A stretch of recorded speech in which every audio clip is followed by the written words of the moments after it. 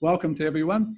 I'm a great fan of you guys. Back in the days when I could travel, I sort of sung your praises globally because you're one of the most advanced broadacre groups that I deal with, along with some of the Canadian groups.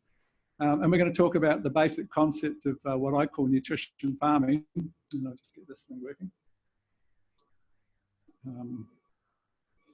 Just locked up here for a second. Something I forgot to mention, any questions you have, listeners out there, just put into the questions and answer box down the bottom and Graeme can get to them later on. Thank you. Yeah, I've got some good questions here that I'll move on to. I just got to get this. I won't be one second. I'll get Kate back. Won't be one moment. Kate?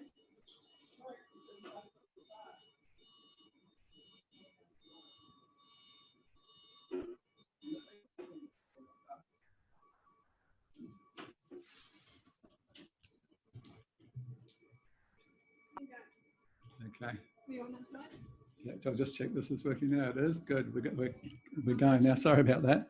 Okay, so what we're talking about with what I have termed nutrition farming, of course, is it's just my term for a kind of a holistic approach to this whole regenerative strategy for farming and for growing crops generally. So it's an integrated holistic system where we recognise the links between soil health, crop resilience, animal vitality. Farmers' health is built into the story because it's, you know, I sort of feel you need to be a healthy farmer to have a healthy farm if we're going to be genuinely holistic. And when I started this journey 25 years ago, I had no connection, no understanding of the connection between soil health and planetary health. And of course, it's become a huge driver for me to drive home the link between the role that farmers can play in averting climate change. And it's a huge issue.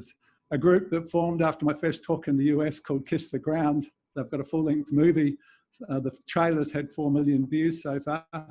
And that's basically a full-length movie with Woody Harrelson narrating that covers the whole story of the link between soil and planetary health. So what we've done for 10 years, you call it conventional agriculture, I call it the chemical experiment. We've had 10 decades where we've used this chemical extractive model for our production. That experiment began by a German chemist called Justus von Liebig, who burnt some plant matter in the ash as the minerals. He analysed the ash and said it was predominantly nitrogen, phosphorus and potassium. And so we sort of, what we'd done previously where we had green manure crops, we used animal manures, we did all those things for hundreds of years. We kind of dumbed it down, and for a long time we put just 3 or 4 or 5 things out there, recognizing that there are 74 minerals in the soil, and every time you take a crop off, you take a little bit of everything. And we dumbed it down to just 3, 4, 5, 6, 7. We didn't even do trace minerals for quite a few decades. And basically, it was only 10 to 15 years after this simplistic nutrition that we started to see this unparalleled pest pressure. And science stepped up, and we developed the toxic rescue chemicals that became our saviour. The downside, in terms of ongoing sustainability, is that every year we've increased our use of them globally. It was 14.4% increase last year, 14.2 the year before, 13.9 the year before that, 13.6. Every year, more and more chemicals into the equation, and every year, without exception, more and more pest pressure. So it's kind of like a hiding to nothing. So when we look at what we're seeing, this change that's underway with this move towards a more regenerative approach, and it's inevitable, it's kind of the shape of the future, or we haven't got one, it's that serious. Basically, when we look at that chemical experiment, as I call it, it actually fits the definition of unsustainability perfectly because, as I said, every year more and more chemicals, and every year more and more pest and disease pressure. You can't keep doing that indefinitely, obviously. A fair marker for the health of the success of anything we do in our culture is the health of the next generation. And a study 4.5 years ago in the US looked at 1,400 school children in the presence of the 13 most commonly used farm chemicals in the hair, urine and tissue of those children. And to the horror of the researchers, every kid, every child, whether they came 700 from town, 700 from rural areas, all of them had, according to FDA standards, unacceptable levels of all 13 farm chemicals. So that's another reason to consider trying to change what we're doing. There's this huge climate change challenge. It's been sort of forgotten a little bit in the midst of this COVID challenge, but it's there, as we can see, is what's happening the horror show that's happening in California is very much an example of that. But there's another huge issue. We're losing 3 to 5 tonnes per acre, 7 to 10 tonnes per hectare, or 12 tonnes per hectare of topsoil every year. And Professor Ratan Lal, who is one of the world's leading, he is possibly the leading agriculture scientist in the world at the moment, many are saying, he submitted a body of research last year that showed at that rate in 60 years there's nothing. We've got no topsoil left. And of course, 10 years with 9 billion people with half the topsoil, we're struggling. So it's huge. We need a soil restoration initiative globally, driven by governments to do something about that. Why have we lost and why are we losing that massive amount of topsoil? It comes back to this thing called humus, organic matter. We've lost 2/3 of our humus, and humus is the glue that holds the soil together. And carbon doesn't disappear. It's called the carbon cycle. What was in the soil, and the soil is the largest storehouse of carbon on the planet, that is now in the atmosphere. And it's actually the lion's share of what's thickening the blanket, trapping the heat and changing our world. So it's a massive issue in that context. Now, other things that are driving this wake-up call that we finally started to say, oh, well, the soil's not just something you stand a plant up in, and we realised it's this dynamic living entity with billions. A handful's got more. A handful of soil should have more organisms than the entire number of humans on the planet. In some states, it can be a tablespoon of soil in a really good soil. So we're talking a massive living system beneath our feet. And when we start analysing what we've done, our current practices to these organisms, and of course the most visible of those is the earthworm. You all know how many earthworms you've got left compared to what perhaps your father had. But cellulose digesting fungi, nitrogen fixers, phosphate solubilizers, protozoa, all these creatures, when you start analysing, we find we've knocked the hell out of them. And there's so many roles they play that we'll touch upon if we get a chance. When we look at our contribution to the climate change story, we find that agriculture is the biggest single contributor, 25% of the CO2, 60% of the methane, and the one that's forgotten so commonly is the nitrous oxide, and the fact that we can manage nitrogen much better than what we're doing. 80% of the nitrous oxide is basically linked to, comes from agriculture, and it's 310 times more thickening of that blanket than what CO2 is. So it's not a small story, but it's been largely ignored, particularly when it's not that hard to fix. I mean, nitrogen is really important, but there's ways we can do it better than what we're doing currently. So carbon credits, absolutely essential. Just to show you the potential, if you built 1% organic matter in US soils, cultivated soils, this isn't rangeland soils or grazing soils, which you can build more easily actually, but 1%, that pulls back 4.5 billion of the 8 billion tonnes that they put up there each year. That's just one country, 1% increase in cultivated soils. It's absolutely doable, but we need to start changing things and start doing it, because there's a bit of an urgency there, as we can see with some of the dramas that are unfolding globally on a weekly basis. So the point is, the very simple point is that building humus is a biological process. So it's not hard to see from an ongoing legislative perspective even, that at some point anything that's detrimental to that process is going to be viewed as unacceptable. And there's many changes underway as we speak relative to that. The understanding that nematicides take out most mycorrhizal fungi, and they're a huge player in building humus. They will probably be the first of the chemicals to disappear. So what are we talking about when we talk about nutrient farming? We're talking about minerals, microbes, and humus. And the interplay between these three things is really the essence of this nutrition farming approach. And when we talk minerals, we've identified sort of ideal levels of minerals in the soil that apply to broadacre and vary slightly in more intensive cropping. And those ratios really determine the mineral efficiency. We've looked at different ways. I'm a big fan of plant tissue testing. It's really just asking the plant, what do you want, plant? Oh, that's what you want. And perhaps you might do that just before flowering, the business end of the season, to see just what you need to get everything right at that key time. We'll talk, there's a couple of questions relative to leaf testing versus sap testing, and we'll talk about those things a little later. But one thing we have found, and we found it to be of tremendous value in all of the 189 crops we work with in 57 countries, is that basically, if you can get 4 minerals on that leaf test at what are called luxury levels, you get a range on a leaf test between, say, 0.2 to 0.4 or whatever, and you would aim for 0.4. That's a luxury level. And 4 minerals, if you can maximize those 4 minerals, and I'll talk about them shortly, we call them the big 4. It has such an impact on production and on quality and on disease resistance. So we'll talk about that. And we also talk about wanting to know where we're at. So we've got precision in our nutrition, recognizing it all comes down to nutrition. And nutrition is minerals, microbes, and humus. And so we talk about the use of some key in-field monitoring tools to keep a finger on the button and see what's happening at any time. The bottom line is it's all about getting back to root causes. Basically, a fungal disease is not a deficiency of a fungicide.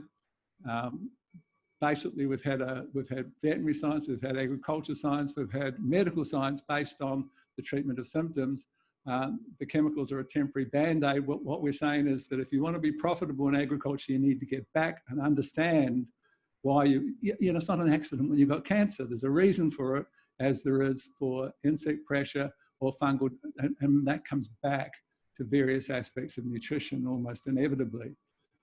So the starting point is to have a good soil test, and so that soil test should always have things like saturations. You can see where you're at in terms of the positives, the major cations, and their percentage of how much of each of them fill the clay colloid. There's a whole balance that works. The most important of the ratios relative to that is the calcium to magnesium ratio. And why is that? Because it governs whether your soil can breathe. And the most important element is not N, it's not P, it's not K, and it's not even calcium, which is hugely important, it's oxygen. And so the Cal-Mag ratio determines the oxygen coming in, the organisms around the roots, and the roots themselves utilizing that oxygen, and then they breathe out, and the CO2 rises. The plant leaf with hundreds of tiny pores captures that CO2, and that's the basis of what drives photosynthesis. And the better you do that, the better you do, basically. So having a soil breathing gas exchange, managing gas exchange, oxygen in, CO2 out, is what the calcium to magnesium ratio is hugely important in. Simple little things like if we see here this pH chart, and we see that the ideal soil pH is 6.4, and because you can see the width of the bars of each mineral, they're all fattest at 6.4. That's where most minerals are most available. Now, if you're acidic, you can see how thin the lines get, that you've got less nitrogen, less phosphorus, less potassium, sulfur, calcium, magnesium, all impacted. And if you've got an alkaline soil, which is in our neck of the woods, Broadacre, very common, you've got what you've got. But you need to know immediately, and when you look at a chart like this, that you're going to have iron deficiency, you're going to have manganese deficiency. If you're between, say, 8 and 8.5, you're going to have boron deficiency, and you're going to struggle a little with copper and zinc. Now, the simple thing is you got what you got. You can affect that. You can impact it slowly, but you need to counter that pH scenario. Okay, I'll make up my blend of iron, manganese, boron, copper, and zinc, and I'll put some fulvic acid, which collates those materials, and I'll have my 1,000-litre tank of that, and I'll foliar spray that a couple of times a season as a standard strategy to counter the limitations of my high pH in the soil. So that's just the kind of things that we sort of talk about. This is Mulder's charts. This is Professor Mulder from 35 years ago. A lot of growers have got it blown up and laminated and put on their walls to understand how no mineral is an island. Every mineral impacts other minerals. Some minerals like calcium affect other minerals, and so too much calcium actually impacts the uptake of those, and too little will have a similar effect. So calcium, too much or too little, it's really the Goldilocks mineral that we want to get somewhere around where it should be, the ideal level of calcium in the soil to ensure maximum uptake. You can see the arrows pointing, maximum uptake of manganese, potash, iron, and I won't go on, but boron, zinc, and so forth, magnesium, all impacted by calcium. But all minerals affect other minerals. Too much or too little affects the uptake of another mineral, and this chart gives you a simple indication of, oh, I've got high iron, so probably I'm going to have to do a manganese spray because iron shuts down manganese. So it's just a handy little way to see where you're at and what you need. This is just an example of just antagonism. This is a large group of agronomists I work with in Holland who put this together based on my talks. But basically you can see those four quarters. This is just antagonism. This isn't the stimulation of one mineral stimulating the uptake of another. This is just antagonizing the uptake. But what you're looking at is that, say we look in the cation antagonism in the orange quarter there, if there's too much calcium, it shuts down the other four: magnesium, potassium, sodium, and ammonium nitrogen. Too much sodium shuts down the other four, too much potassium shuts down the other four. They all have that direct impact, and that's why we try and balance them so you're not antagonizing. If you look in the other corner, you'll see that phosphorus shuts down sulfur, sulfur shuts down phosphorus, so we try and maintain a ratio between those minerals. We can see in the left-hand corner, the dark green, that iron shuts down, high iron will shut down manganese, zinc, and high zinc will shut down the other two. So that's just an indication of how minerals interplay. So that's a short story, part of the mineral story. I'll just check my timing here. Okay, so it's 10:17. When we start talking about microbes, and people say chicken and egg, you know, which is more important? It's a hard one because, you know, as I said, minerals govern the most important thing, which is oxygen getting into the soil. The Cal-Mag ratio determines that. But when we start talking about microorganisms, I think you've probably got to say they're more important. It's, you know, if you can get that soil life buzzing, it's really sort of like the great forgiver. You can, even in situations where you've got too much or too little of a mineral, the microbes tend to be able to compensate. So it's a hugely important part of the equation. They are kind of the hidden workforce to which determine farming success, but we've assaulted them in modern agriculture, and there can be some tremendous gains. Like you know, I just bought a new farm, an apple farm producing 5.5 million apples, and we've got brewing tanks there. I've got what I call Nutrition Central, a 40-foot container with the mixing tanks and the fertigation tanks and all of the nutrients that are needed in that thing, in 200 litre, 1,000 litre containers. Then we've got brewing tanks for anaerobic, aerobic organisms, for brewing up nitrogen fixers, for phosphate solubilizers, for disease control organisms. It's an integral, it just brings the cost down for microbes ridiculously, and every mineral component that goes out of that Nutrition Central area will be combined with microbes. So you're always putting the microbes behind the minerals, which increases the uptake of the minerals. So it's just what I'm doing in that instance. But basically, when we look at microbe management, we're talking about trying to develop practices that are microbe friendly. So you're obviously doing that with reduced tillage, buffering salt fertilizers, never putting out a high salt fertilizer without having some kind of carbon buffer, maybe humates or whatever with it. And even chemicals, how can we use them more efficiently? How can we reduce them where possible as part of the game? It's not organics, what we do, and what I'm doing on this apple farm is not organics. It's what we call nutrition farming. It's kind of a best of both worlds approach based upon, you know, a hard science base. So introducing new microbes with compost. I'm putting 10 tonnes a hectare on this apple farm that I've just bought, for example. We're just doing that at the moment with a bunch of nutrients that need. So we're putting the microbes behind the minerals by combining the nutrition, the minerals that are required with that compost base, and then we'll mulch over top of that to lock it all in. And we've got a real issue with water on that farm because it's been in drought for 3 years, that region. So compost is huge if you can utilise it in any way. Feeding soil life with cover crops, it's a massive story. Using your stubble, your crop residues, and putting some simple digester on there to get maximum benefit and conversion to organic matter is another part of mastering and looking after your microorganisms. Creating optimum conditions, stimulating microbes with things like humates and kelp and so forth. And finally, fertilising, people think, oh yeah, that's something to look after my crop. But basically, you're fast tracking greening up that plant, and the plant is basically photosynthesizing and pumping half of its sugars down to the roots, and then 60% of that half it gives away to the microbes, pumps out, and looks after the life around its roots, knowing that it's a given you shall receive deal. It gives and it gets back a lot more than it gives. And so basically, if you can fast track that chlorophyll density with foliar fertilizing, is a big part. There's a biological link. You know, soil health link to foliar fertilizing, because you green it up more quickly. It's 12 to 15 times more efficient when you foliar fertilize, particularly with trace minerals, but with nitrogen, with anything. And you dense up that chlorophyll, you're pumping more sugar down to the organisms, and there's a subsequent flow-on effect. Eliminating the more damaging chemicals, bringing back the earthworms is a huge story. If you can, you know, it's a real measure of your success if you can see an increase in earthworms, if you understand the multiple roles of these organisms, including, I mean, there are so many roles, and I haven't got time to go into them in this short talk, but basically you're talking about something that can compost and create humus 4 times faster than any other known way. So you want to build humus in your soil, earthworms are a massive player in that context.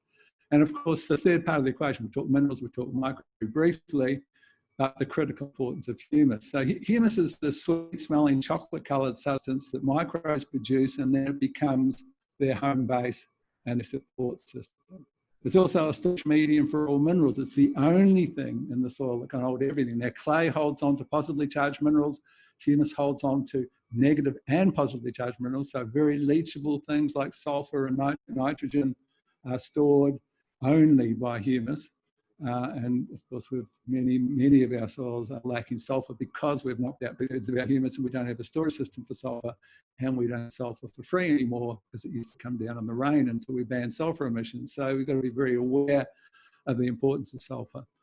So microbes are basically the bridge between the soil and the plant. There's literally a microorganism behind every mineral. There are nitrogen fixers, there are manganese reducing organisms, there are potassium solubilizing organisms, there are iron reducing, the list goes on. There's a microbe behind the uptake of every mineral. So you're going to have greater mineral density and all the benefits that flow on with that if you can build that soil life beneath the plant.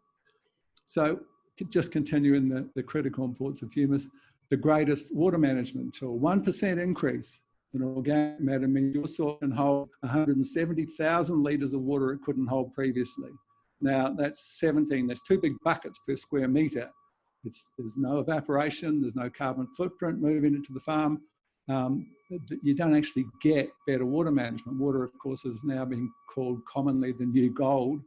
There are wars being fought over water. It's a huge issue for the future, and we need to manage it the best we can. And there is nothing manages it more efficiently than building some organic matter in your soil. It's the sponge that holds moisture. There's no evaporation beneath the ground. There's no carbon footprint. The plant takes it. The plant roots access it as they need it. It is the perfect solution in a sense. Humus improves nutritional value, reduces chemical contamination of our food. We find in all the farms that we work with, and we work with teams of agronomists globally, that the higher the humus levels in the soil, the less the need for chemical intervention. And that's just a rule of thumb that applies across the board in almost every crop. Humus is a major driver of soil and plant resilience. It's a carbon filter that cleanses soil contaminants so that it will reduce, if there are chemical residues, which there inevitably are in your soils, the higher the humus level, the less that enters the crop and affects livestock and humans eating that food. It also is the only thing that can hold nitrates, and so we have less nitrate leaching. We find that most of our waterways now are contaminated with nitrates, which is a carcinogen. There are over 200 papers linking nitrates to cancer. And so if we can stop contaminating our water by increasing our humus levels, there's some great gains to that. And of course, it's the glue. Humus is the glue that holds the soil together. That's when we see dust storms that coated the entire eastern seaboard a few years back. When we see our rivers turn brown following a rainstorm event, that's about a loss of the glue that holds that soil together. And that's why we're losing so much topsoil. And what we're seeing is more rain and shorter time. People say, yeah, I'm still getting my 14 inches. What you're getting in 2 events instead of 10 events. And if you've got soil, which you should never have, you're going to lose a lot more as climate change bites. And we're seeing that globally. The speeding loss of topsoil is a global phenomenon. So one of the things that we talk about, and I'll just check where we're at time-wise, 5 minutes. One of the things we talk about is the synergistic potential of combining livestock with cropping. Even in this apple farm that I'm setting up as a bit of a showpiece, we'll have livestock, we'll have probably Yorpers, we'll have some kind of sheep running between the rows, we'll have cover crops between the rows, and all the sort of things that you kind of do to improve the scenario. Mob grazing has a tremendous potential for building humus, and then of course you can combine crop residues and bring the sheep in or bring whatever, and that potential is huge. It's proven. There's a lot of research relative to it. Improving pasture diversity, pasture cropping, improving your grass to legume ratio. Legumes are huge. You know, even this concept of underplanting a cereal with a legume in broadacre scenarios has so much benefit and so much potential. Basically, you're thinking, yeah, your legume's going to give me some nitrogen. Yeah, that's one of 4 or 5 things that legumes offer you. So number 2 is that legumes constantly release acids that break the bond, because calcium and phosphate, one's got 2 positives, calcium's got 2 positives, phosphorus has 3 negatives. So they join like a nail to a magnet and become locked up in our soils. And we have theoretically $5 billion worth of 10 billion, the CSIRO have suggested, of locked up phosphorus in Australian soils because of that phenomenon. So legumes pour out acids that break that bond and trickle feed back the calcium and the phosphorus to the plant. They also, because of the acid exudates, fungi, beneficial fungi that create the larger crumbs, that create a soil that breathes so much more efficiently, they will accumulate in the presence of those. They love those acid exudates because they love acidity, and consequently they will create that larger aggregate. So you've got a soil that breathes better. It's a multiple win-win scenario, and it can be in pasture, or that can be an underplanting with your cereal crop. So nitrogen is huge. I'll just see, we're almost there for our break. Huge part of the story. It's the most abundant, it's hugely important. It's the most abundant nutrient required for plant growth, but improving nitrogen management is massively important in both building profitability and building sustainability, which of course is the essence of this nutrition farming approach. So when we talk about nitrogen and sustainability, we find that excess nitrogen burns out organic matter. Basically, for every kilogram of nitrogen you apply, there's some good research on this particular fact. For every kilogram of nitrogen over and above what the plant needs, and sometimes that starter blend involves quite a few more kilograms than what a tiny little plant requires at that particular time. But for every kilogram you put out there over and above what the plant needs at that time, you burn 100 kilograms of organic matter, which then returns to the atmosphere as CO2. So it's one of our biggest mismanagements in terms of humus loss, is our mismanagement of nitrogen. And as I mentioned, that nitrous oxide is the other side of it, which is 310 times more potent than CO2. So nitrogen burns carbon, and if we overdo it, and it of course contaminates the atmosphere with the nitrous oxide. As we mentioned, nitrates contaminate our waterways. There's barely a waterway you can find. There's barely a bore that you can test that doesn't have quite reasonable levels of nitrates. And nitrates basically pull oxygen from our blood. Professor Otto Warburg won his Nobel Prize for determining that anaerobism was the root cause of cancer, which is nitrates removing oxygen from your blood, and a few other things that can also do that. So excess nitrates in plants encourages pests and disease. And basically this is the concept of the garbage collectors, this recognition that if we say, well, what is the role of insects in the scheme of things? If it's a perfect blueprint nature, what is the role of insects? The guy who demonstrated that probably most ably was a guy called Professor Phil Callahan, who demonstrated in a wonderful breakthrough book called Tuning into Nature that insects feelers aren't feelers. They're actually incredibly complex antennae, and insects pick up infrared emissions from plants. Of course, we've now got drones that can pick up those, but he was the first to identify that plants release infrared emissions, and a healthy, well-balanced plant sends out a steady flow of infrared emissions, and an unbalanced, particularly a nitrate-packed plant, because nitrates are taken in with water that dilutes everything, so you've got a substandard nutrition when you've got high nitrates in the plant, and that plant sends out a staccato infrared radiation, and the insect flies over the balanced plant, says, no, that's not me, that's not my role in the scheme of things, and it flies over the nitrate-packed, unbalanced plant and says, yep, that's me, and then it comes to perform its role in the scheme of things. It's the garbage collector. Grow garbage, and the garbage collector arrives to do the job it was designed to do. Now, you've seen it when you've overdone urea, you've seen the increase in sap suckers that come in immediately after. That's why and how that phenomenon works. But on that note, we'll have a break now to have some words from Izzy Hutchinson from Graeme Corp. And thank you for your support, Izzy. Thanks, Graeme. That's you've got some interesting statistics in that first part of your presentation, so it's actually nice to get a bit of a refresher on it. But for those of you that don't know me, I am Izzy Hutchinson. I'm the Services Manager at Graeme Corp, and I'm based in Wagga.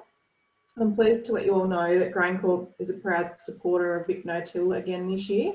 So it's a partnership that's been running for a number of years now. So it's running again, and I think there's some good value for both ourselves and the grower group that supports VicNoTill. Over the next few minutes, I just want to take the opportunity to let you all know about a couple of changes we've made at GrainCorp to ensure that we are fast and safe this harvest.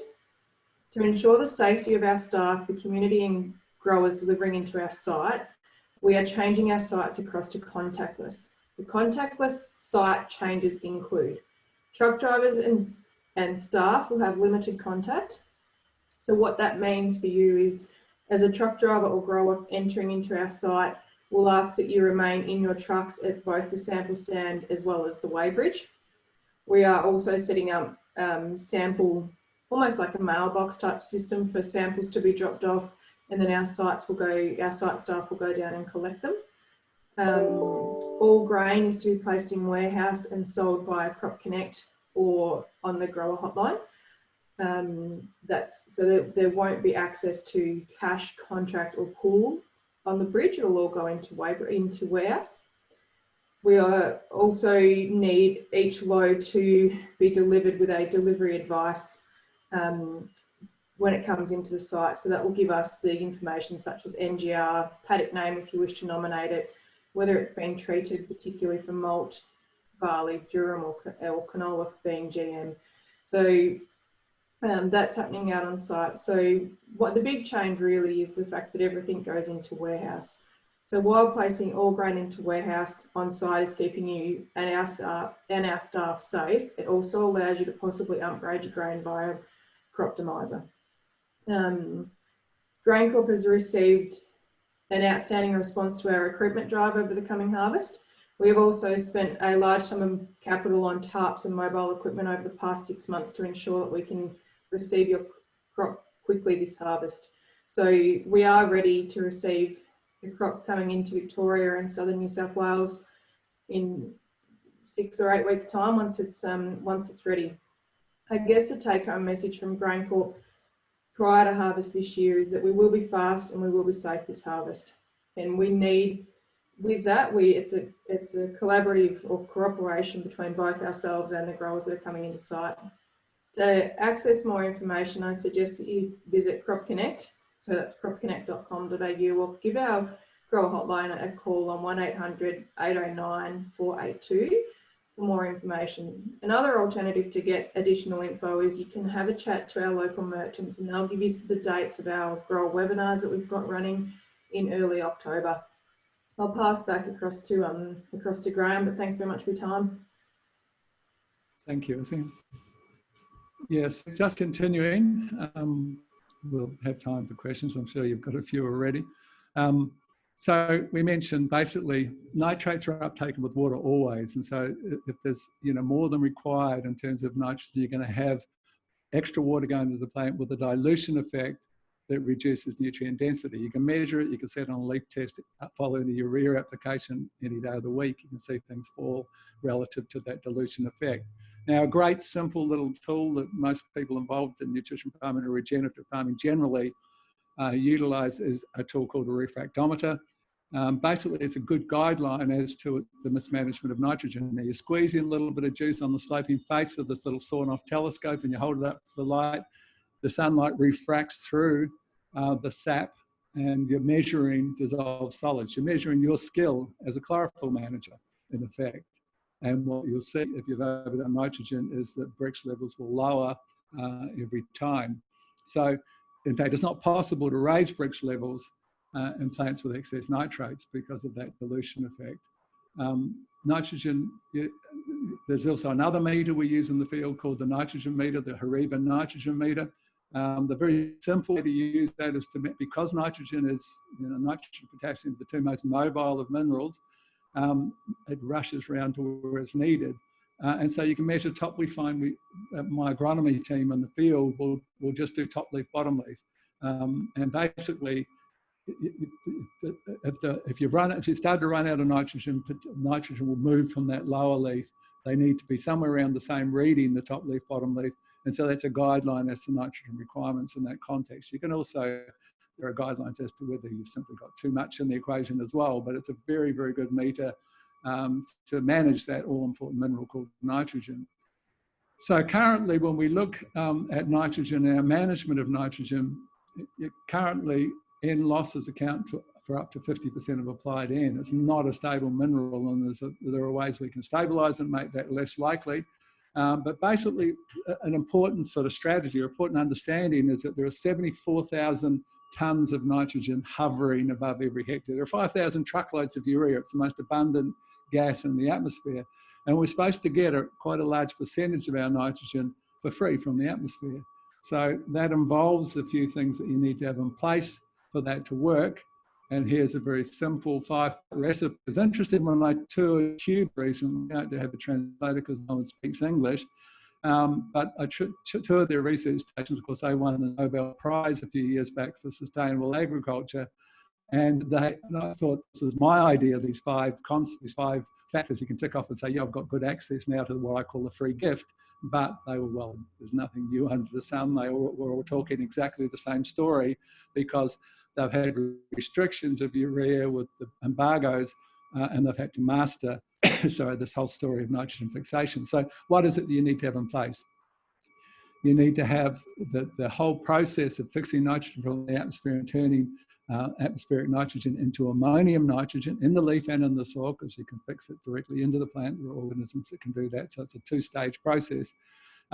Basically, it's driven, all enzymatic reactions are driven by a substance called ATP, which is a phosphate-based material called adenosine triphosphate. So you've got to have phosphate cycling in a soluble form. And the problem is that phosphate locks up. Within 6 weeks of application, it becomes calcium phosphate. And so how do you have that cycling happen? Two things. Legumes in the equation, because legumes are releasing acids that are breaking apart and ensuring a trickle feed of phosphate to ensure that you've got ATP for fixation.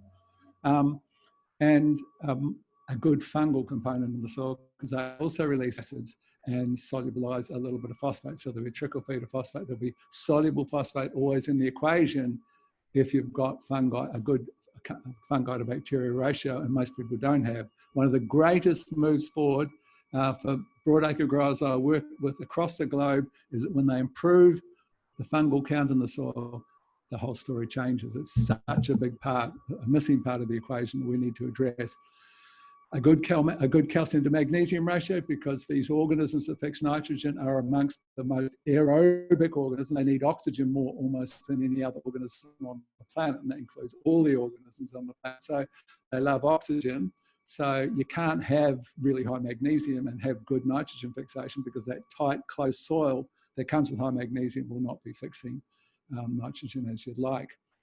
There are two minerals involved in the enzyme called nitrogenase, which grabs the gas and converts it into ammonium nitrogen.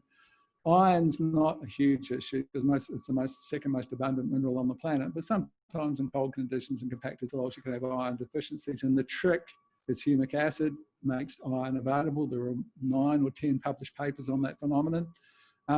There's usually not a shortage of iron, it's just a reluctant mineral in certain conditions that can become less available. But the big one, and it's huge, is molybdenum. Now, we test soils, as I said, in 57 countries in which we work with teams of agronomists right across the world, and 80% of the soils we look at are lacking molybdenum. It's a hugely important part of the nitrate. You will not be getting access to that free gift if you haven't got even a few hundred grams of sodium molybdate in that equation. And if you've never tested for it, you can almost guarantee that you're deficient in molybdenum in most of the tests we look at. Cobalt, 50% of the tests we look at are lacking that 2 parts per million of cobalt you need, and cobalt is now considered mother's milk for nitrogen fixing organisms. So it's a simple file, but you can tick the box. Have I got this? Have I got this? Have I got this? Yes, I've got good access to the free gift, to the free stuff. And interestingly, that's really important because it's in the ammonium form, and it gives us that nice ratio between ammonium and nitrate nitrogen when we're fixing it from the atmosphere. And there's the ratio in the soil between ammonium and nitrate nitrogen is 1 to 1. Now in the plant, it's 3 parts ammonium to 1 part nitrate, and you will never achieve that if you're not getting free stuff from the atmosphere.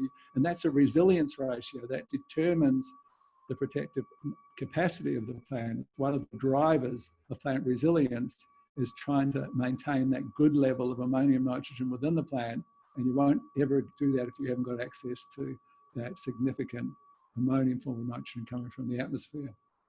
So Urea, of course, the most popular, followed closely by DAP and MAP in terms of nitrogen sources.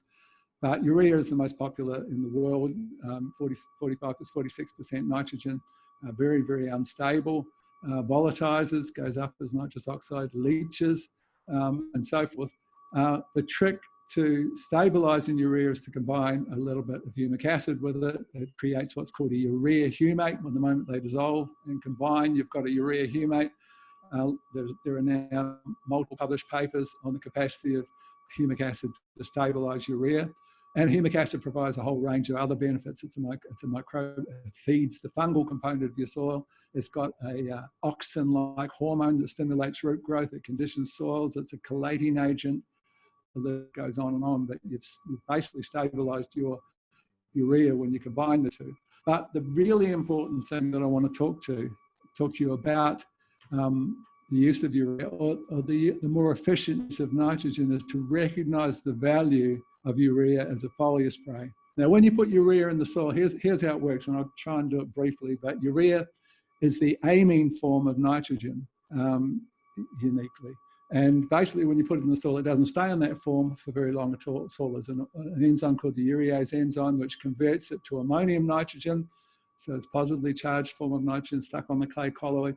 And then very quickly, these organisms called nitrifying organisms come woofing in and convert that ammonium nitrogen to nitrate. And most of what goes into the plant goes in the nitrate form when you've applied urea, particularly if you've not stabilized it, because that whole process happens quite quickly. Now, the nitrates are in the plant, and the conversion, what we want is protein. We don't want nitrates in our plant. They're a calling card for insects and so forth. We want protein. The immune system of the plant is protein driven. We want this conversion of protein. Now, the conversion of nitrates to protein is a three-stage process. The first stage is the energy sucking stage. Some say it takes 17% of all photosynthetic energy just to convert nitrates to the first stage of protein. Guess what that first stage is called? It's called an amine. And then to get from an amine to amino acid and an amino acid to a protein is very simple and doesn't need much energy. So what would happen if we bypassed that process, took the amine, and not put it in the soil and converted it to ammonium and then nitrates, took that amine, foliar sprayed it, which is 12 to 15 times more efficient, put the amine straight into the leaf, and it went click, click, amino acid protein. Would that be more efficient? Way more efficient, ridiculously more efficient. And interestingly, when I did tour Cuba, the winners of the Nobel Prize for Sustainable Agriculture, they're 44% organics, and they're allowed to use just 10 kilograms a week. By 10 kilograms a week of urea as a foliar is considered organic. Urea is actually an organic compound. We don't harvest it. We use petrochemical process called the Haber-Bosch technique to harvest it. But technically, you can't really tell the difference between the urea that's in your urine or in the cow urine and the natural nitrogen form, the amine form of nitrogen. The only thing that you get caught out on in organics is that the rat is a byproduct of that petrochemical, and they test for that, then you're caught. But otherwise, it's natural. And in Cuba, they're actually allowing it. And it probably should be. It's a natural form of nitrogen. They're just not harvested naturally. So incredibly efficient way to use 10, sometimes 15 kilos on. You've got to be careful when you've got low water rates with perhaps 100 litres per hectare. So you always put some humic acid with urea to create that urea humate and to get the benefits of humic acid. The cheap way to do that is to take soluble granules at 1 to 10, dissolve them. There'll be a little bit of insoluble sludge on the bottom of your 1,000-litre tank, but you made your own humic acid for 25 or 30 cents a litre, and then you'll combine that with your urea, where foliar it is so effective on everything, on tree crops, on vegetables, and of course all broadacre crops. So a few strategies to manage broadacre pest issues. Let's talk about chemical-free management, because that's what we're trying to move towards. The starting point is just a physical one. An invading fungal disease has got to drill through a comprehensive cell wall to get to the yolk in the center of that cell. A sap-sucking insect's got to crunch through that substantial cell wall to get to that same food source.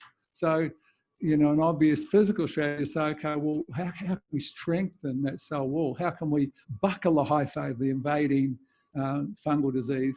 How can we wear the mandibles off that sap sucker? trying to pump through a strengthened cell wall. And so you say, what determines cell wall strength? Well, the two minerals that determine cell strength, and are equally important, are calcium and silica. And so a very simple strategy in Broadacre, because we do leaf tests, as I said, thousands of leaf tests globally with teams of agronomists. We work in multiple countries. And what we find is that calcium is never at the luxury levels, or rarely, very rarely is it at the luxury levels we want to set at on the leaf test. It's one of the big four that we want to have at high levels to ensure the many things it does, including cell wall strength. And so the very simple and inexpensive strategy in Broadacre is just to take calcium nitrate and combine it with this natural acid called fulvic acid, which creates a calcium fulvate, collates the calcium. We're talking perhaps 1 to 2 kilograms, 2 kilograms perhaps of calcium nitrate. It's $1. It's really, really inexpensive, but it gives you that calcium hit to maintain those high levels of calcium within the plant, which will give you that inherent physical protective capacity. And silica, you can use potassium silicate, you can use micronized diatomaceous earth in liquid form. There's even silica-based products you can put under the plant, planting now, to give you that silica strength. What we find is that you need 100 parts per million of silica in your soils.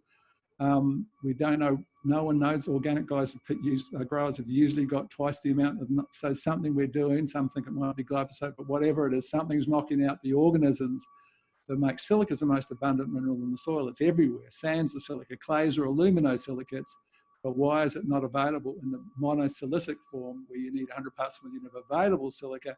That's a biological process, and we've knocked out the organisms, which we don't even know what they are yet, obviously, that are doing that. So bring it in a little bit of, it's only like a litre per hectare, perhaps, of potassium silicate, 1.5 litres, can really, really change that equation. You can watch it with things like lodging. You can push over a crop and it lays there. You put some silica on it, bounces back, stands up again. It's a huge player in stem strength as well as cell wall strength. And the other exciting thing about silica, of course, is the new research that has found that it is perhaps the most powerful of all immunolicitors. We understand that plants have an immune system, a measurable immune system. Now you can send your leaf off and get tested for phytoalexins to see how well that immune system's pumping, so the plant can fight its own fight. We don't have to come in with chemicals. And silica, it turns out, is a huge, previously unrecognized immunolicitors. So it's got a lot of roles to play. So that's number one, building cell wall strength as a strategy to reduce our need for chemical intervention, a physical strategy. Number two is just building photosynthesis. The more green chlorophyll you've got on the leaf, and you can get chlorophyll meters to monitor it, or you can use a refractometer or whatever, the better. The more sugars you're feeding down to the organisms, the more the organisms are producing substances that stimulate the immune system of that plant. That's partially how it all works. That's why the plant gives away 1/3 of its sugar production, because it knows it's going to get all the stuff back from the organisms around the roots. So we're trying to boost and maximize photosynthesis. That's where things like kelp, fulvic acid, very, very good chlorophyll builders, and a simple, quite an inexpensive natural substance, cryocontinol. I'm a huge fan of that material. It's only like a couple of bucks a hectare, but its whole mode of action is to boost every aspect of photosynthesis, so it's a huge one. Boosting plant immunity, there are materials like salicylic acid and chitinase. There are microbials, quite a number of them, including trichoderma and Bacillus subtilis, that you can brew. And Bacillus subtilis particularly is really, really well researched in producing 3 or 4 very powerful immunoeliciting biochemicals. So you've basically fought your own fight, or you've helped your plant to fight its own fight to reduce the need. Looking at leaf analysis, working towards mineral balance, we'll talk about the big four, and of course in-field monitoring, hugely important meter is the potassium meter I'll talk about shortly. So here's the little thing I talked about earlier about using tissue tests, dry leaf analysis, not sap analysis, and looking at the presence of 4 minerals. And we found that if you can have luxury levels, you have guidelines and you go for the top end, it's a luxury levels of calcium, magnesium, phosphorus and boron on that leaf test. And of course you can boost that with a quick foliar. That's a huge, huge player in both yield, in productivity and resilience against disease and insects. The the better you can get the big four looking in terms of maintaining. The sad part about that story, first of all, I just mentioned why they're important.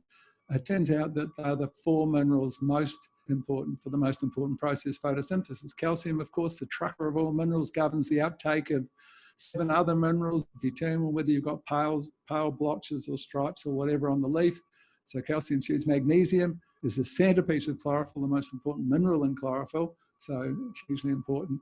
Phosphorus, if you look at how you make sugar, the chemical factory of sugar production, it's all driven by phosphate-based enzymes, ATP starting point, but then it's all phosphate-based enzymes, so it's huge in producing that glucose that drives the whole system. And then you think, why is boron in there? Why wouldn't you put potassium or something instead? And it turns out that calcium, the most important of the minerals, is actually calcium more important than NPK. Not that they're not important, but calcium is more important. It turns out the calcium doesn't work without boron. Boron's a hugely powerful calcium synergist. And similarly, phosphorus doesn't do too well without magnesium. Magnesium is the most powerful phosphorus synergist. So there are a couple of synergistic pairs that really impact the most important of all plant processes, which of course is photosynthesis. So here's a leaf test. It's just a ryegrass leaf test to give you an example of how the big four works. And what's sad about this is that this is about 30 to 40% of all the leaf tests. Some of the agronomists are saying it might be 50% of all the leaf tests that we look at from across the globe look like this. And this is a sad story, because if you've, so you can see there, phosphorus is deficient, it's only 0.15. Now what we want to see phosphorus at is 0.5. So it's the guideline is 0.2 to 0.5. We want to have, say, 0.49, which would be right up on the top end of acceptable, just before excessive, that blue line would be.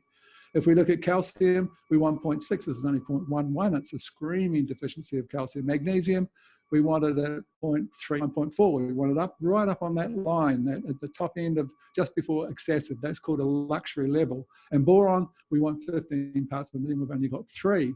Now, what does it mean when the 4 minerals most important for the most important process are all deficient? And that happens in perhaps half of the leaf tests we look at. Some of the agronomists more than that.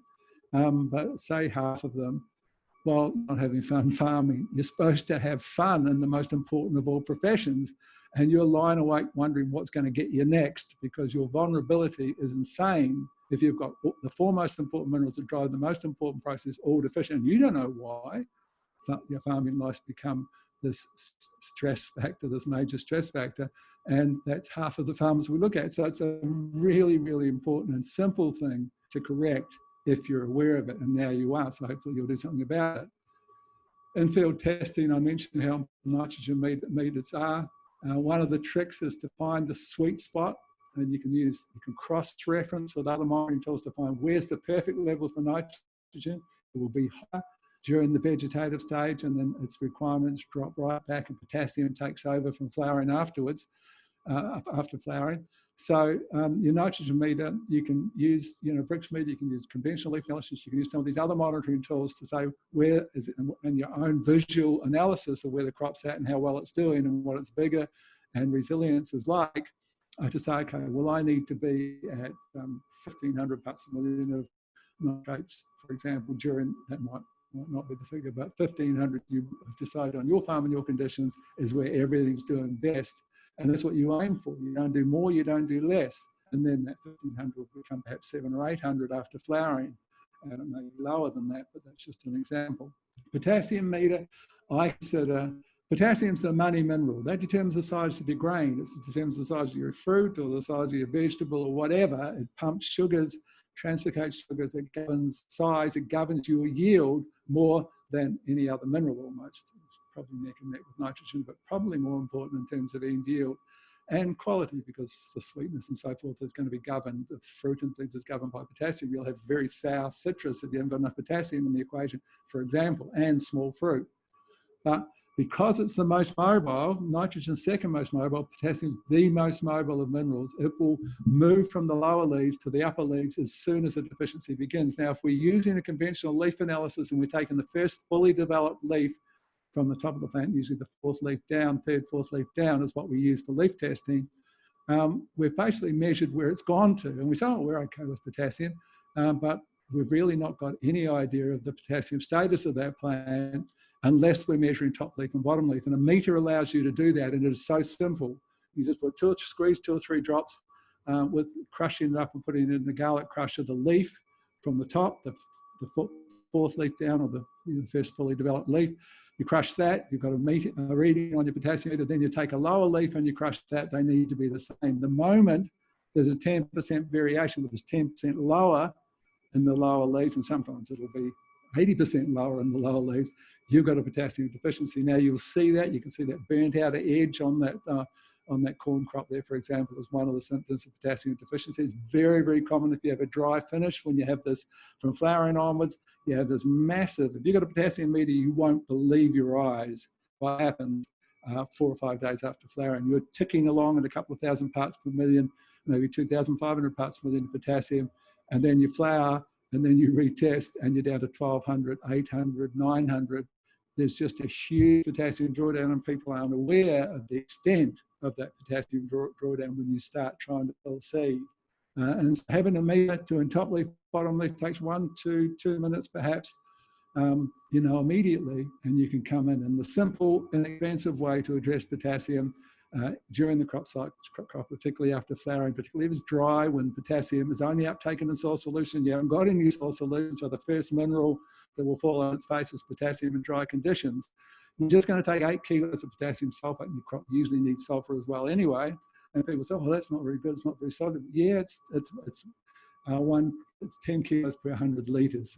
So you're using 100 litres, you put in 8 kilos, that'll dissolve. You put some fulvic acid with it, and that's the cheapest way to address your potassium deficiency based upon top leaf, bottom leaf, and knowing when you need to do it. That's the money mineral that will have more impact on yield than any other single strategy that I've worked with.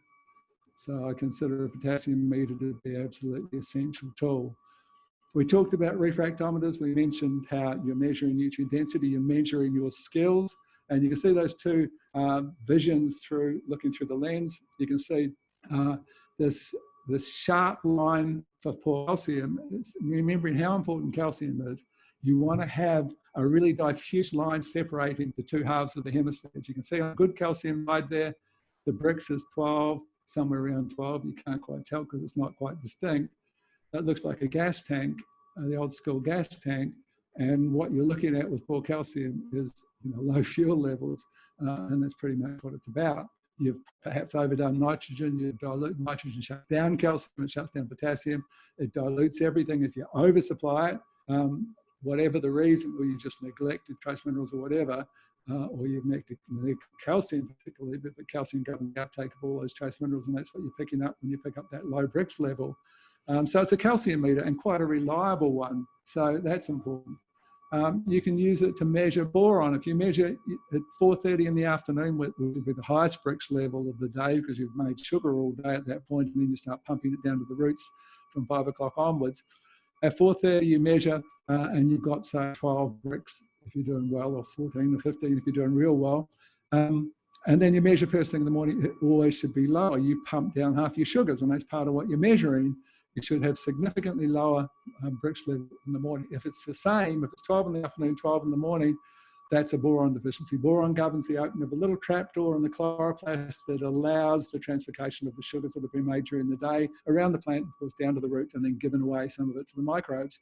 And so it's quite serious, that boron deficiency, when it happens, because you stop feeding your workforce beneath your feet, and the wheels begin falling off shortly thereafter. So it's a boron meter as well in that context.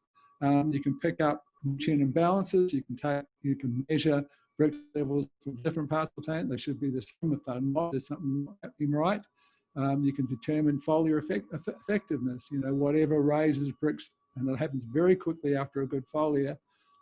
Whatever gives you the best bricks increase is the best product to be using in that context.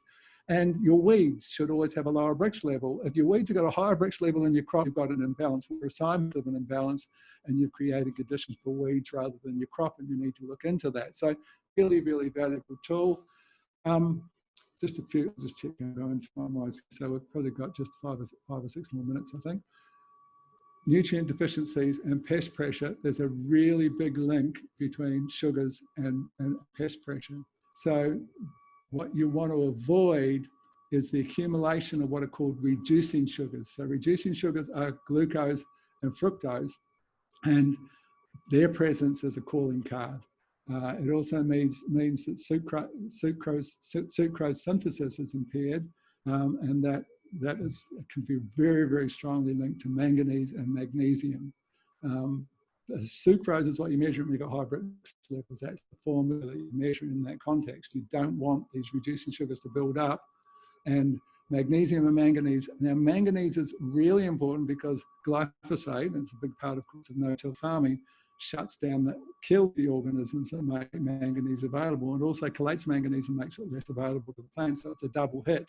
And the side effect of that can relate to actually creating more pest pressure through the deficiency of manganese that's been induced by the use of glyphosate. So it can lead to accumulations of reducing sugars if you've got a deficiency of either manganese or magnesium. So if we look at manganese and we say, what does it do? Well, it's hugely important. We don't want to shut it down. If we have, we want to compensate with some foliar sprays of manganese in every crop where we've used glyphosate. Photosynthesis, there's a thing called phytolysis, which is the whole kickstart of the chemistry of photosynthesis. That's manganese dependent. 35 enzymes for making phytoalexins for plant protection are governed, pathogen protection are governed by manganese.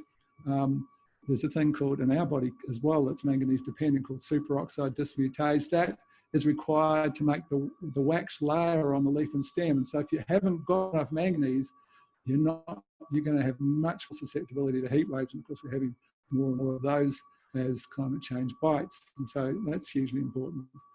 Multiple published studies have shown a link between manganese deficiency and powdery and downy of flower issues for you. And other diseases link manganese deficiency: crown rot, root rot, stem rust, leaf rust, takel, leaf spot, late blight, verticillium wilt, fusarium wilt, bacterial speck, and bacterial blight. It's a big package for shutting down your manganese with your glyphosate. So compensate, get some manganese into that equation. Put a bit of fulvic acid with manganese sulfate, create a manganese fulvate, you've chelated it, you've increased its uptake by a third as the way to improve that, to address that. Now, just a couple more slides. Sulfur. Now, I can drive this country, in fact, I can drive countries of the world, because usually 25, 30 years a year teaching, and of course that's changed dramatically in this very different world we now live in, but sulfur deficiencies everywhere. It's a really neglected mineral.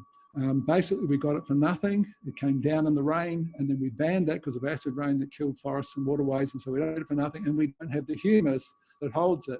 Now, when we look at the science of plant immunology, we find there are two major forms that everyone talks about of how plants protect them, so how they fire up their immune systems. But now there's a third one that's been identified, and it's called sulfur-induced resistance. It's called SIR. So it's a big, big player. You know, the plant immune system is driven by protein, and proteins made from amino acids. And the two most important amino acids, called cysteine and methionine, they're made from sulfur. So if you're sulfur deficient, you are not going to have a fully functioning immune system. So you need to address sulfur. It's a huge particle, sulfur. If we look at published studies, we find that sulfur can affect clubroot, sclerotinia, potato scab, leaf blight, leaf spot. What we try to achieve is a 1-to-1 ratio. If you've got 40 parts per million of phosphorus, we want 40 parts per million of sulfur on that soil test, if that's possible. So just last slide. Just realising that different plants have different requirements, and understanding that with the crop that you're growing is really important. So for example, if you're growing canola, you better know that it has a really high boron need, particularly before flowering, and so you need to foliar spray some boron if you're growing canola. You can see that it's got medium requirements for manganese, for zinc, for copper. If you're growing, say, maize, you better know that it needs high zinc. And you better foliar spray some zinc if you've got zinc issues. If you're growing wheat, high manganese. So if you understand, if you use glyphosate, we know that it knocks out manganese, because composite with wheat and sulfur and oats for all of which have a very high requirement of manganese. So quite handy little chart in that context. So in conclusion, we're talking about nutrition farming addressing the link between soil health and human health. It's now understood that soil health may be the biggest player in addressing climate change. When we get back to root causes and we start, rather than treating symptoms, farming becomes more profitable. We grow food with forgotten flowers with nutrient density, greater medicinal value, and farming becomes less stressful and more fun. You've got to have fun in your chosen profession. Okay, so that's the end of my presentation, and I'll go through. Did you want anything to say here, Brent? Or is there any other questions that come in during the time? Yeah, we had a few questions sent through prior to the webinar. Yeah, I've got them. I've got them here. So do you want me to address those now? Yeah, you can if you like. If you want to go through them yourself. Okay. We had one there. We had one come up on the screen. I'll just read that one there if you like. So if foliar spraying biology such as worm extract or trace elements, is it beneficial to add humic fulvic acid?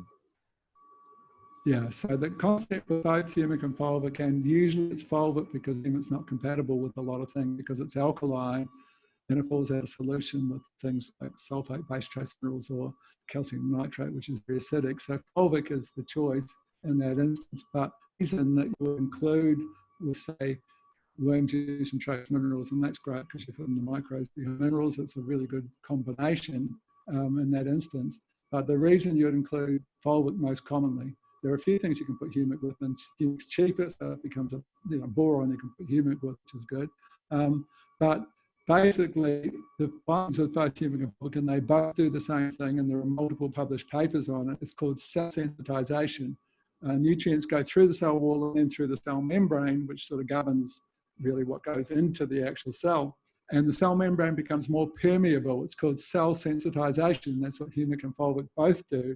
So you uptake about 30 to 34% more than normal. So put in anything taken, including glyphosate. If you want to use less glyphosate, you put a bit of fulvic with it, and you can use it less immediately because of that proven increased uptake. So that reason you've always got a bag of fulvic sitting in the shed, because it's going to increase whatever you're doing by about 30 to 34% is the findings on that.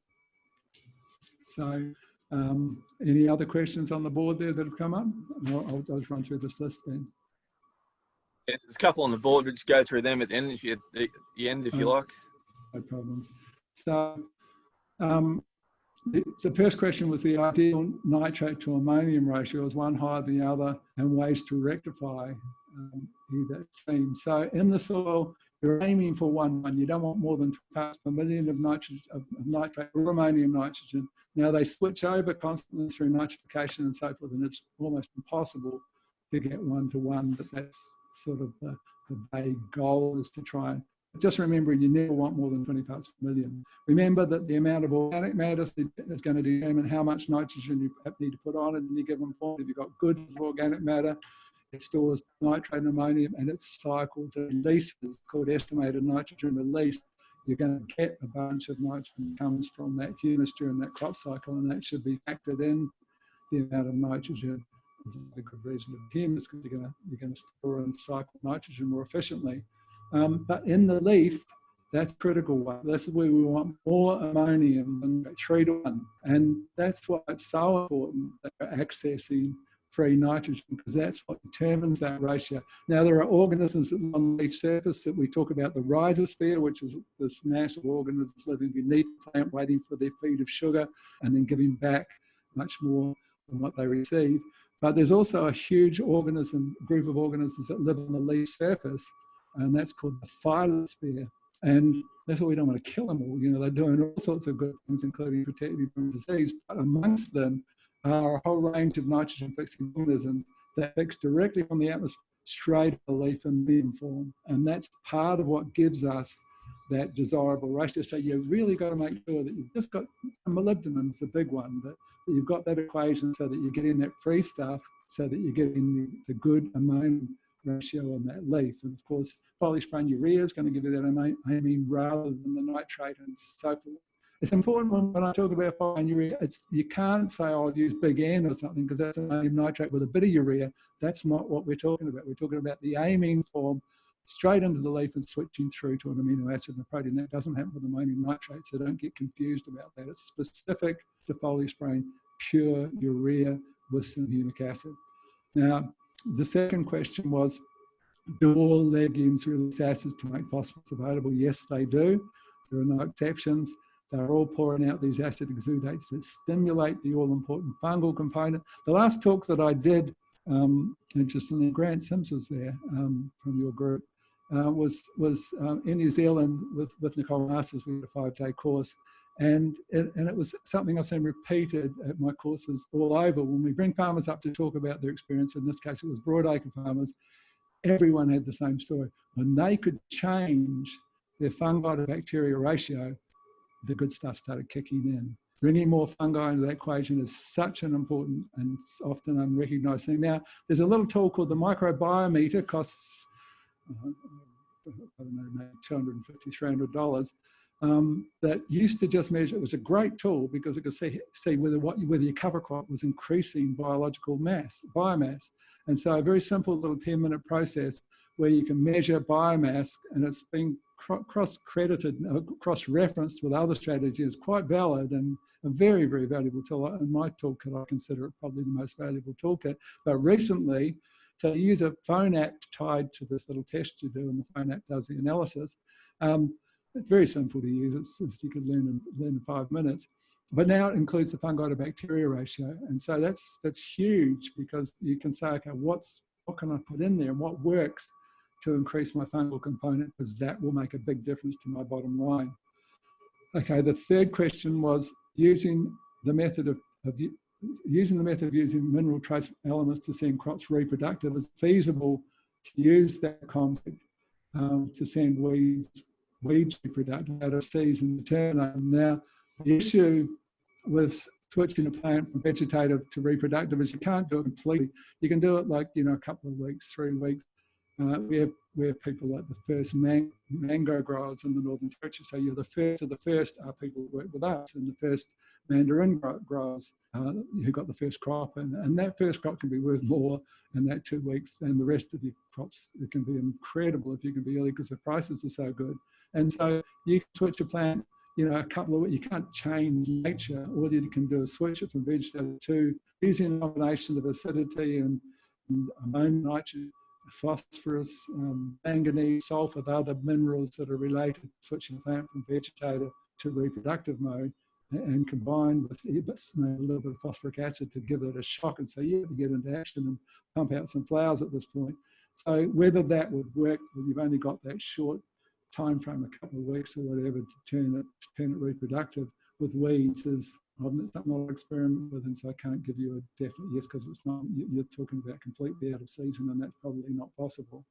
We've found that higher doses of boron can switch them to, say, just go into mad flowering, and that would be something worth trying. The fourth question was, when doing foliars, is fulvic or humic preferred, and why? So the simple fact is that humic acid is extracted from brown with very alkaline material. It's actually caustic soda called potassium hydroxide. So it's a weird thing. It's acid that's only soluble in alkaline conditions.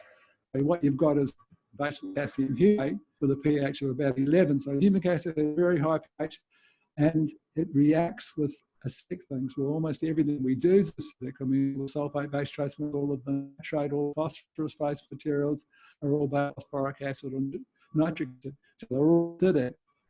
Calcium nitrate's got a pH of 2.9, for example. We'll just turn humic acid into Vegemite in the bottom of the tank to shovel it out, and you won't have a smile on your face at that point in time. So fulvic acid basically is soluble in acid or alkaline. So you put your hydroxide into the brown coal with dirt fuse and pull out these humates, which is humic and fulvic. Basically, you can then add an acid, and the humic acid and Vegemite and golden brown soluble acid or additions is called fulvic acid. Fulvic acid, you can put anything. You put it to fire the actives, you reduce the amount of herbicides by putting fulvic acid with it. You can collate and increase the uptake of anything you put with fulvic acid in relatively small amounts if you're using a good soluble powder. So that's why fulvic acid is used much more commonly. There are only two things you can use humic acid with. One is with because it's cheaper than fulvic acid. So what can you use it with? Well, you can use urea, form of urea. Urea has the right pH, goes very nicely like perfect partners, and you form stable form of urea.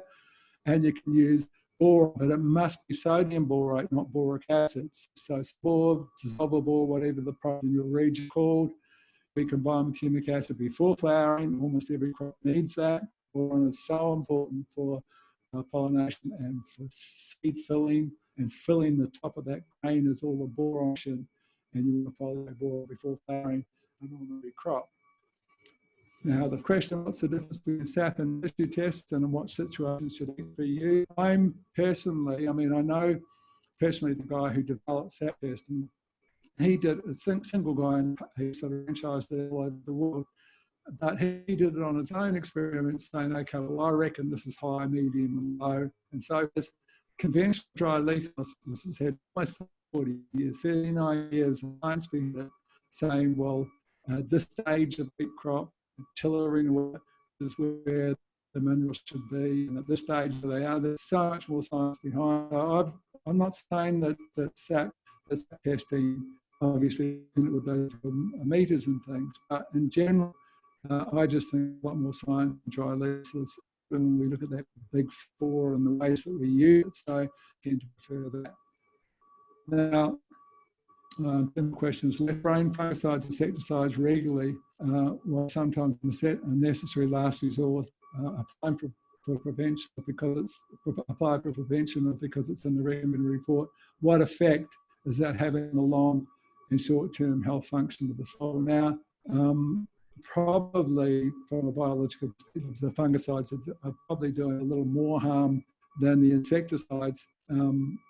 Specific insecticides are more about the feeding them, because not really an insecticide for children and so forth. So story is killing fungi in the soil and on the leaves of subficial fungi. They want the things like Broadacre, a whole range of other microbes, fungi and so forth are impacted by the fungicides. Not the one sort of kill them all, but with a combination of a really harsh effect on that all-important fungal component of the soil. So that's the longer-term negative side effect. And if you can find another way around it, would be sort of cool.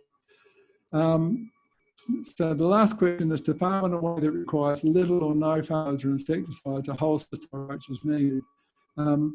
Is there any benefit in coming with a biological control if you haven't been doing a holistic approach, you've just been doing a bunch of chemicals, and you say, okay, well, I'd rather do a softer way if I can? Is there a gain in that? There is. There are a whole range of, you can brew Trichoderma really inexpensively. Trichoderma controls 29 different diseases, and do that in a conventional system. It will still control the disease. It's not getting back to root cause. Really, you're just using the biological as a treatment of symptoms, but it still can work. It works better if you've got everything in fact you're going to less need in the first place. But no reason you can use silica, for example, in treatment. So all silicon calcium, all these strategies are applicable to any approach, and particularly you can even brew organisms. Insects, and we've been playing around with those possibilities. So and they can still be used, as a symptom treating approach, beneficially, and at least reduce your chemicals. So yeah, it can still be effective in a conventional system, and it is. This nutrition farming thing is about the best of both worlds and trying to reduce the chemicals where we can, but all about maintaining your profitability along the way. Okay, so the questions. Yeah. I'll just ask a question there. So do you have any recipes for brewing the beneficial microorganisms that you can offer? We will have. We've got. I'm not allowed to talk products and things, but we've developed specific foods for specific organisms and so forth. And the benefit of that little tool called a microbiometer is that you can measure how successful you've been. In terms of, you can measure the raw material beforehand and say, okay, what total biomass does that consist of? Now I've gone through this brewing process, and did I take 1 litre and turn it into 100 litres, for example, successfully? because the microbiometer will tell you the biomass that's present, and you can say, well, have I got the same, you know, just turned 1 litre into 100 litres, or did I effectively turn 1 litre into 50 litres, or whatever. So it's a very valid thing. And part of the story is the anaerobic beneficials. You know, you might have heard of things like EM. I can't talk about products, but we have something comparable to that. And there are a few other products out there along those lines that you don't brew. You don't have to have an aerator or anything. It's actually an anaerobic model where you'll have a 1,000 litre tank. You'll put some molasses and the organisms in there, and you take a little air valve, a little tube that runs, you drill a hole through the top of the top of the tank. You drill a hole through, and you run that into a 2 litre Coke bottle filled with water that you've also drilled a little hole. You just got a little thin plastic pipe that's running into the water, and you only got it in the airspace in the 1,000 litre tank through the lid. You drilled the hole through the lid, and it's in the airspace. It's not in the water. It's basically the CO2 that's produced by the organisms as they reproduce goes through that tube and bubbles your Coke bottle. And when the Coke bottle stops bubbling, you've brewed up the organisms. Now, you can also just use a simple test of pH. You need to be at a pH of 3.5 with beneficial anaerobes to know that you've reached the point that they're fully brewed, they've produced lactic acid, and drop the pH down to 3.5. And beneficial anaerobes are tremendous. I mean, you can use them to break down stock crop residues, for disease control, for a whole range of things. And they can be, you know, making them yourself like that can be $1 or $2 a hectare. So it's just a very, and that's what I've got happening, both anaerobic and aerobic at my new apple farm, at this 40-foot container called Nutrition Central. So we've got everything happening out of that one thing. And so we can either run it through fertigation, or we can pump it into the 3,000 litre vats to do foliar sprays and so forth after it's gone through the mixing tank and the fertigation tank. So yeah, so that's, any other questions? No, that was it. I think there's questions on the questions and answer tab if you want to go through those. I don't know how to do that. I'll just get Kate back. Wait a sec. I can read them out to you if you like. The Q&A box down the bottom.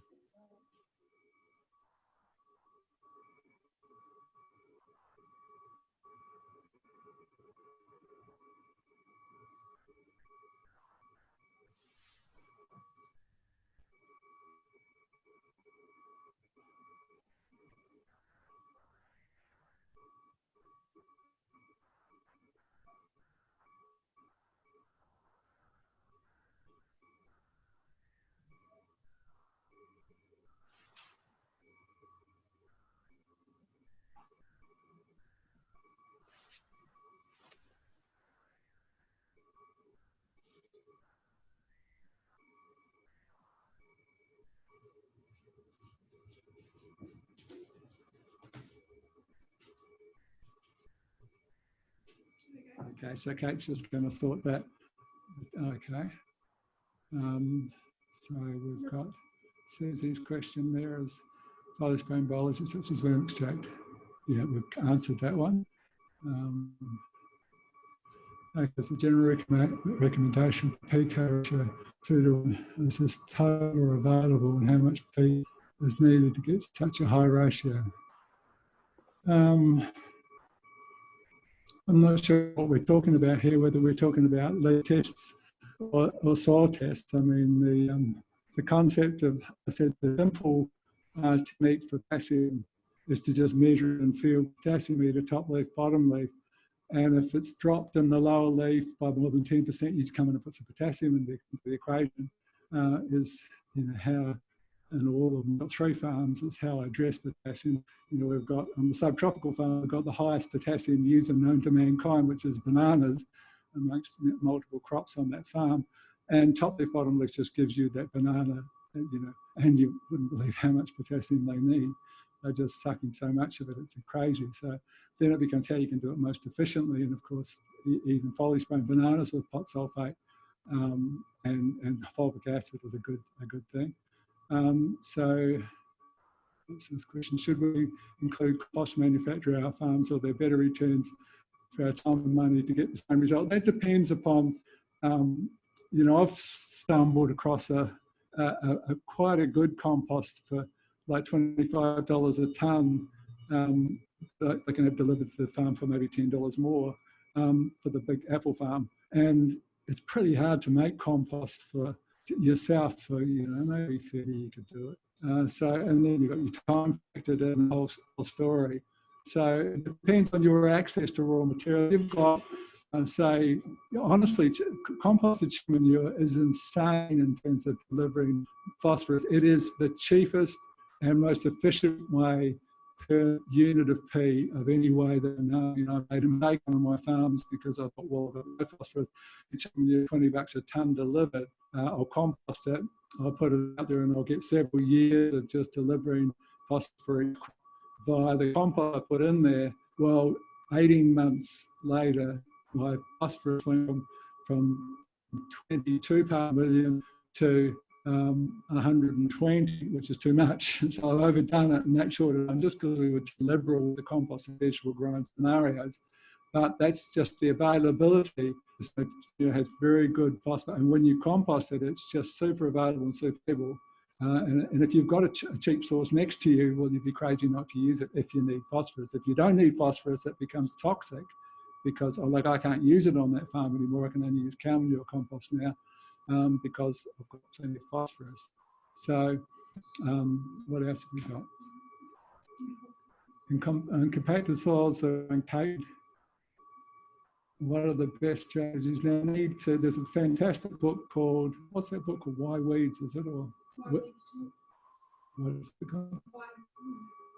It's just a little a book that's, yeah, we'll get it and show you. It's a really, really good book. I mean, it's so many people around the world where I travel utilise it, including my Canadian Broadacre growers.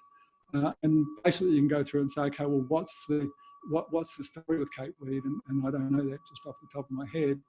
It's not a weed we have a lot of in this neck of the woods with, but and so you can say, well, it's, you know, it's linked to copper to see what it is. I'm not saying it is because I don't know, but that book becomes there. It's called When We Talk, is what that little book's called. It's J. McCarman.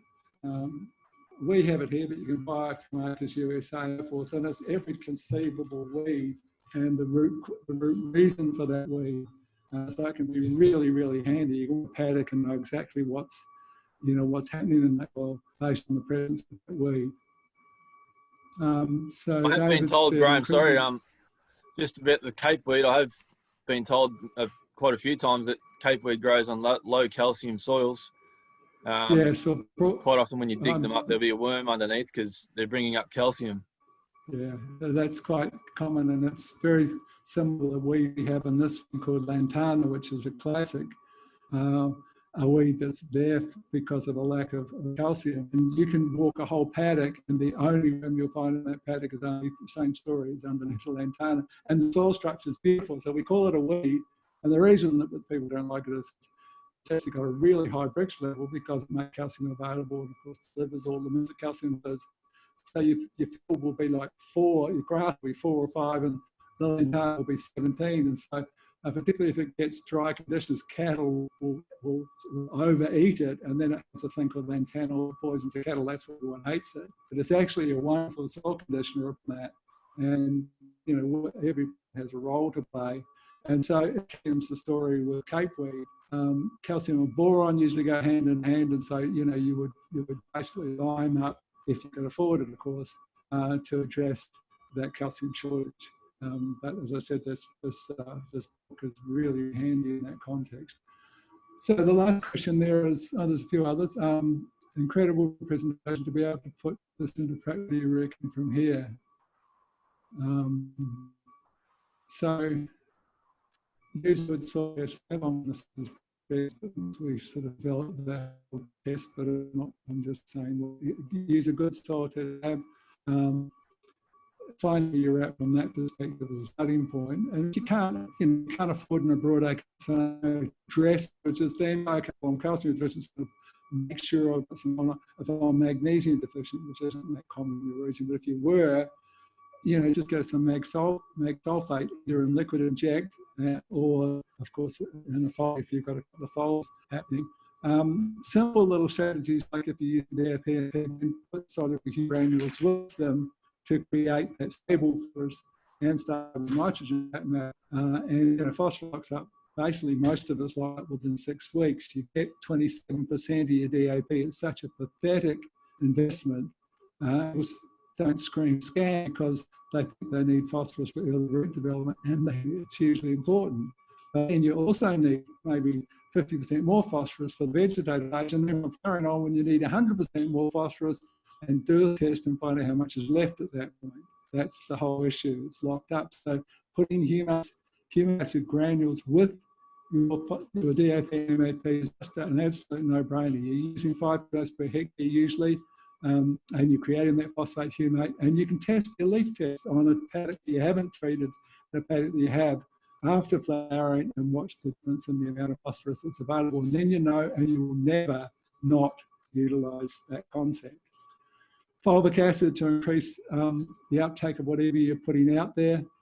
Brewing microorganisms, for me, it's just like it's just such an inexpensive and wonderfully productive thing to do. Feeding up your fungi, and again, the most powerful fungal foods are kelp and humic acid. They're proven to be filled with the long chain carbohydrates that are so important to feed up that all-important fungal component.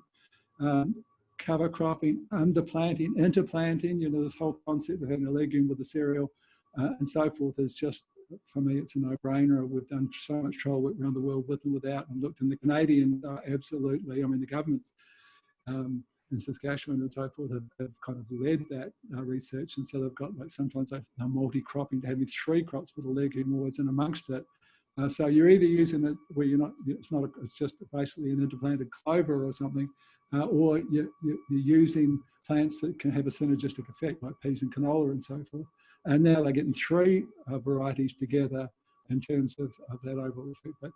But the cover cropping concept, the biggest breakthrough in what has become a global phenomenon, this move into cover cropping, is this understanding of cocktail cover crops and 5 plant families that you need to have present. So in the perfect cover, I mean, all cover cropping is good, but the perfect cover cropping scenario, you're going to have cereals, brassicas, legumes, grasses, and this is the big one. It is pronounced chenopods. It's spelt chenopods, but it's pronounced chenopods. And we're talking about a small group of plant family that includes everything in the beet family. So, sugar beet, if you're growing that commercially, which is what everyone can get cheap seed in other countries where they grow sugar beet. The beet family, silver beet is what I use in the blend, just a cheap silver beet seed. Quinoa, amaranth, and spinach, that's it. So it's a beet family, quinoa, amaranth. You only need 1% in your blend, so I don't think it's going to be some prohibitive inclusion.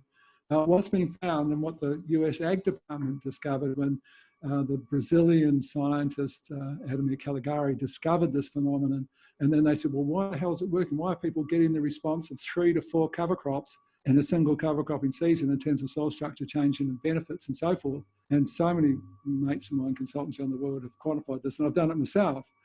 I've taken a paddock that I wanted to plant ginger in that was just really compacted, really ordinary soil, put a multi-species cover crop, and you could push a penetrometer to the end of that penetrometer anywhere on that field. And that was in 1 cover cropping cycle. It is such a breakthrough. Well, what the US Ag Department discovered was only when you got the 5 together, the plant roots begin messaging each other and pouring out substances, measurable substances called phenolic compounds. Now, that's what we drink green tea for. The phenolic compounds, they're also in dark chocolate and so forth.